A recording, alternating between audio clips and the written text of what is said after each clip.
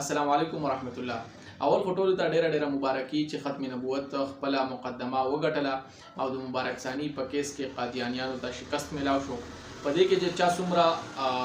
کوشش کړی دی، څومره منډه والی ده، څومره وخت خپل ورکړی دی،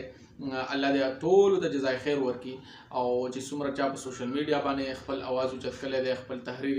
مخې ته لیږلی دی، په هر ذریعې سره چې کم کسانو شرکت کړی دی یا اواز اوچت کړی دی، نو انشاءالله هغه به د الله په نسبت باندې مغفور او بخښلی شوی. ځکه چې انور شاه کشمیر رحمه الله وایي چې د ختم نبوت دپاره چا لږ شانه اواز اوچت کو، لږ شانه کوشش وکړو، نو د الله نه امید دی چې الله تعالی به بخي. د قیامت په ورځ باندې به د نبی علیه السلام د شفاعت امیدواري، ځکه چې الله تعالی د ټولو نه محبوب ترین انسان محمد رسول الله دی. د هغې دپاره څوک اواز اوچتوي، د هغې د رسالت د تحفظ دپاره، د ختم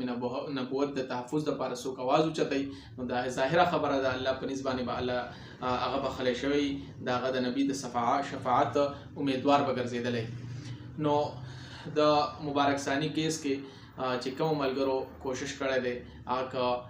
د جماعت اسلامي ملګري دي، هغه که د جی واي ملګري دي، هغه که د تحریک لبیک ملګري دي، هغه که د نورو پارټیانو ملګري دي، څومره مذهبي جماعتونه دي، د ټولو ډیره شکریه. ځکه چې دا معامله د ختم نبوت ته که په دې کې هر څوک څومره قسم پیشرفت کوي، څومره قسم پکې منډه وایي، څومره قسم پکې کوشش جدوجهد کوي، د هغې ټوله شکریه لازم ده په موږ باندې.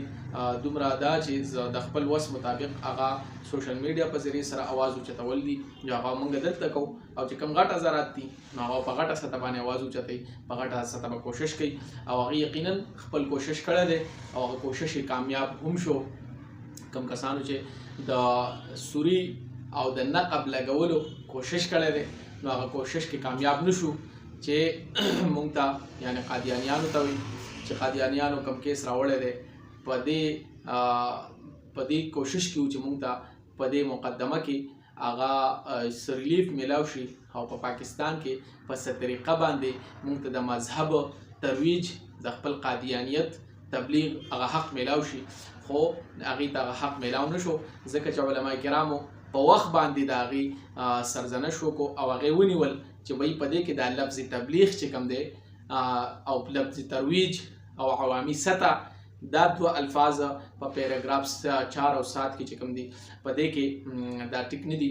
یو خو لفظ تبلیغ د دې حذف کول ضروري دي، بل عوامي سطح دا کوم پیراګراف کې چې لیکل شوي دي، نو دا پیراګرافونه چې مکمل ختم شي، نو هغې ته به نه په عوامي سطح باندې تبلیغ دغه کېږي اجازت وي، او نه به د تبلیغ لفظ چې دی هغه استعمالولی شي. ځکه چې مسلمانانو دپاره دا لفظ هغه خاص دی، یعنی کم اصطلاحات چې مسلمانانو دپاره خاص وي، هغه اصطلاحات چې دی هغه به دوی نه استعمالوي. نو چې نه استعمالوي، نو لہذا دوی باندې به هر هغه قسم پابندي څنګه چې په نورو غیر مسلمو باندې دي،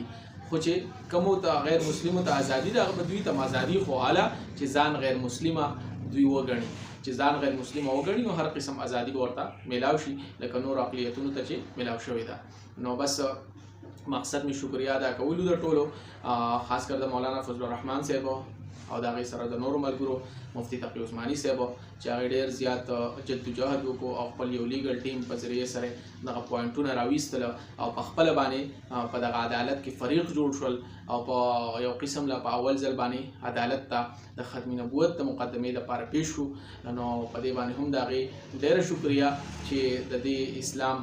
محافظین دي، دغه د اسلام تحفظ کوونکي دي، د اسلام څوکیداران دي، د ختم نبوت څوکیداران دي. الله دې هم دغه شان د اکابر لري، الله دې هم دغه شان یخ لري، الله دې موږ ته ژوندي لري، الله دې ورته عافیت نصیب کړي، او الله دې